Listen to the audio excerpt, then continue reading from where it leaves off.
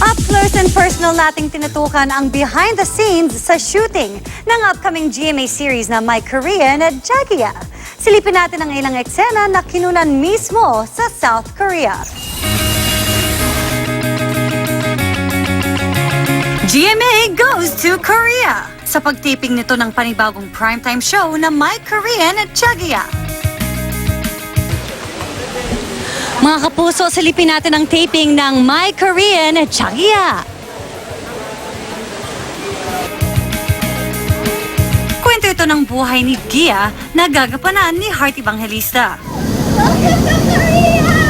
Mula pananamit at hilig, kitang isa siya sa mga sinasabing nilamon ng sistema o yung matindi ang tama sa Hallyu o Korean Wave. When I got to Korea, mas lalo nag-sink in sa akin na wow, this is such a huge project to be working with all these Korean actors and they're Korean producers and it's just on a different level. Dahil first time ni Heart sa Korea, malaking tulong daw ang pag-tape dito ng matagal para maaral ang kultura ng Korea at lalo niyang mabigyang buhay ang kanyang character. Naiintindihan ko na ngayon yung storya ng mga Koreans, kung saan sila nanggaling, anong mga gusto nila. Kaya mas lalo akong na-in love as yung character ko sa anything Korean. Bukod sa setting na very Korean, may plus factor pa sa paggawa mismo ng show para mas madala sa inyo ang authentic Korean novela feels.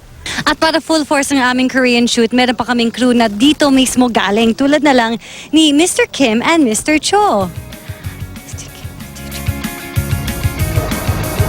Okay, so there's Direct Mark at yung katabi niya ay si Tom. Siya yung nagta-translate dun sa mga may hawak na mga camera para alam nila kung anong gagawin nila. Ang language barrier hindi naging problema sa shoot. Sa katunayan na na-enjoy pa raw ni Direct Mark ang experience na ito. Minsan there's a three-way communication going on na may nag-i-English, nagtatagalog, may nagkukoreano sa headset sabay-sabay. Para kami UN. Ang saya, di ba? At dahil romantic comedy ito, syempre, hindi mawawala ang leading man ni Heart na isang Korean star. Okay, how about working with your Korean Jagia?